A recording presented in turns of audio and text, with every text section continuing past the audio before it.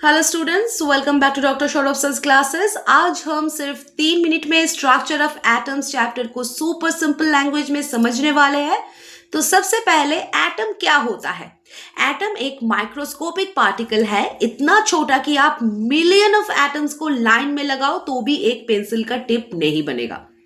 तो scientist atom को समझने के लिए मॉडल्स बनाते गए और ये मॉडल्स का एवोल्यूशन इस चैप्टर का बैकबोन है।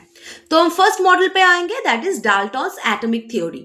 जॉन डाल्टन बोलते हैं कि एटम इनडिविजिबल है, सेम एलिमेंट के एटम सेम होते हैं और केमिकल रिएक्शंस में एटम्स रीअरेंज होते हैं। सिंपल था पर इनकम्प्लीट था। फिर हम आएंगे model number 2, that is Thomson's model.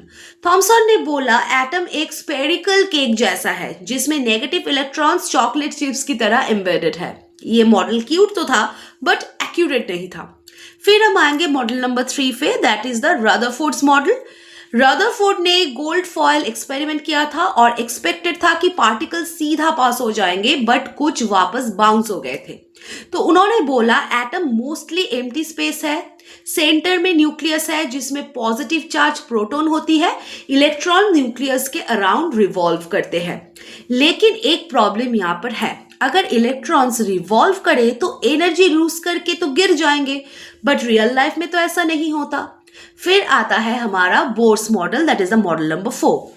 Bore ने करेक्शन की और बोला इलेक्ट्रॉन्स फिक्स्ड एनर्जी लेवल्स या शेल्स में रिवॉल्व करते हैं। इलेक्ट्रॉन्स तभी जंप कर सकते हैं जब वो एनर्जी एब्जॉर्ब या रिलीज करे। एनर्जी शेल्स लेटर्स होते हैं like K, L, M, N and capacity formula होती है 2n²। अब हम आएंगे सब एटॉमिक पार्टिकल्स पे। इलेक्ट्रॉन होता है नेगेटिव चार्ज का, प्रोटॉन होता है पॉजिटिव चार्ज का एंड न्यूट्रॉन होता है neutral. Atomic number capital Z is equal to number of protons and mass number capital A is equal to protons plus neutrons.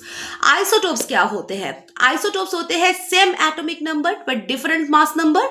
Isobars होते हैं same mass number but different atomic numbers.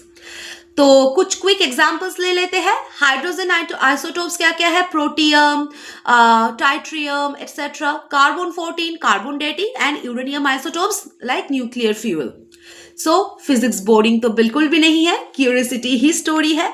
Scientist गलती करते गए, models improve होते गए और आज हम एटॉमिक बॉम्ब से लेकर MRI मशीन्स तक टेक्नोलॉजी यूज कर रहे हैं।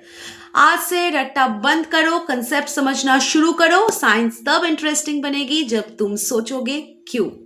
तो आई होप तुमको क्लियर हुआ है। मिलते हैं नेक्स्ट वीडियो में। Bye bye.